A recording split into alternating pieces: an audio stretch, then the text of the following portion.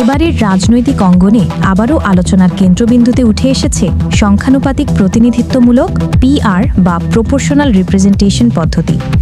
বিদ্যমান রাষ্ট্রকাঠামোর আওতায় যদি নতুন নির্বাচন অনুষ্ঠিত হয়, তাহলে বর্তমান ব্যবস্থার মধ্যে আরেকটি যুগপৎ আন্দোলনের অংশ হিসেবে মাঠে নেমেছে জামায়াতে ইসলামীর পাশাপাশি সমমনোভাবাপন্ন বেশ কিছু রাজনৈতিক দল। তাদের প্রধান দাবি, জাতীয় সংসদ নির্বাচনে অবশ্যই পিআর পদ্ধতি চালু করতে হবে। সম্প্রতি ঐক্যমত কমিশনের আলোচনাতেও জামাতসহ অধিকাংশ রাজনৈতিক দল একই দাবি তোলে। তাদের বক্তব্য, ইতিহাসের নির্বাচনে এবার যদি পিআর কার্যকর হয়, তবে তা হবে একটি যুগান্তকারী পরিবর্তন, যা ক্ষুদ্র ও মধ্যম আকারের দলগুলোকেও সংসদে অংশগ্রহণের সুযোগ করে দেবে। বৃহস্পতিবার সকাল থেকে রাজধানীর বিভিন্ন স্থানে সমাবেশ ও বিক্ষোভ অনুষ্ঠিত হয়।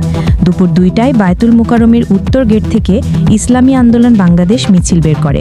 বিকাল 4টায় জাতীয় প্রেস ক্লাবের সামনে বিক্ষোভ করে খেলাফত মজলিস, আর বিকেল 5টায় বায়তুল মোকাররমের দক্ষিণ গেটে সমাবেশ শুরু করে জামায়াতে ইসলামী।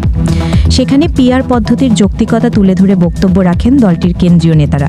তারা বলেন, 70% মানুষ সার্ভেতে পিআরের পক্ষে মত দিয়েছে এবং 31টি রাজনৈতিক দলের মধ্যে 25টি দল এ ব্যবস্থার পক্ষে। নেতাদের দাবি, বর্তমান নির্বাচন ব্যবস্থা জনগণের প্রকৃত প্রতিনিধিত্ব নিশ্চিত করতে ব্যর্থ হয়েছে। যদি আবার বিদ্যমান কাঠামোর মধ্যেই নির্বাচন হয়, তবে তা হবে আরেকটি ফ্যাসিবাদের জন্ম, আরেকটি হাসিনামুখী নির্বাচন।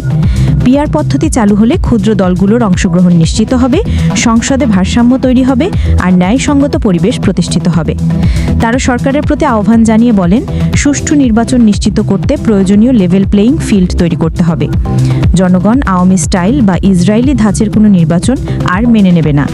ইনশাল্লাহ এদেশে নির্বাচন হবে, কিন্তু তার আগে প্রয়োজন জাতীয় সমাজ সংস্কারের বাস্তবায়ন।